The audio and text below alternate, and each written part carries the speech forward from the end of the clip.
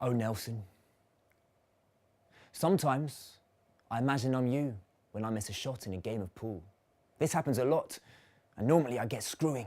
I want to skewer my opponent with the pool cue, rip the green stuff off the table, throw the balls at the barman, then storm out in tears, like a petulant baby outdone by my fears. But you'd never do that, would you, Nelson? No. Your unadulterated awesomeness is helping me to push myself closer to flawlessness. I saw your cell and I gawped at it. You can sit around a table with your persecutors after 27 years. That's like my frickin' age, man. If it was me, I wouldn't have been able to look them in the eye, let alone have a reasoned, rational discussion.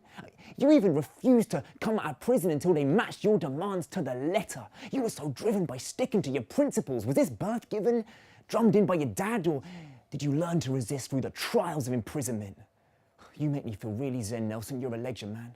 And that's why, when I miss a shot in a game of pool, I pretend I'm you. I pretend I'm you. I pretend I'm you. Do you sometimes pretend you're me? Of course you don't.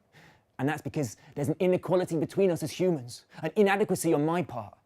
I mean, come on, Nelson, you're a serious legend. Compared to you, Nelson, I'm just some kind of bellend. Some of the things that you've gone through, I quite simply could not do, but then I'm not you.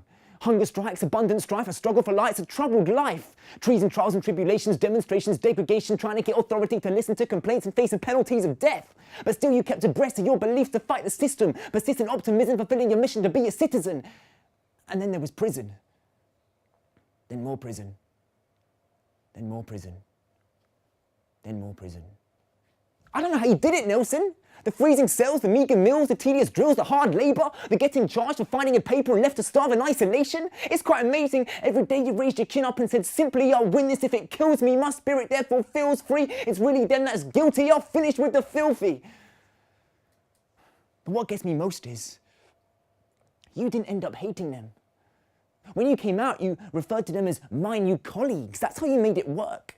Your belief in man's love as a flame that can never be extinguished, that was the belief that got you through the dimness. Even in offices driven by barbarity, you'd wait for that glimmer of humanity that upheld your belief that human beings are all family despite all the savagery. And such a dismal state of oppression and wrongness could not endure longer. Because hate can be taught, but love is much stronger. It's in us intrinsically, feeling our quidity's goodness inside us will overcome tyranny. Just look back through history. We don't pull the tricks that we used to pull because we've worked out it's better to work as a crew. But still, my personhood could never be quite such a work of art as you, Nelson. No matter how many children I'm helping, how many oratories I'm belting, it's quite seldom that I stand by what I believe in for the sake of a greater good. If my safety's at stake, I know maybe I should. But then if I could, that might diminish your brilliance. So in the meantime, all I can really do is pretend I'm you when I miss a shot in a game of pool. Because Nelson, mate, you're seriously cool.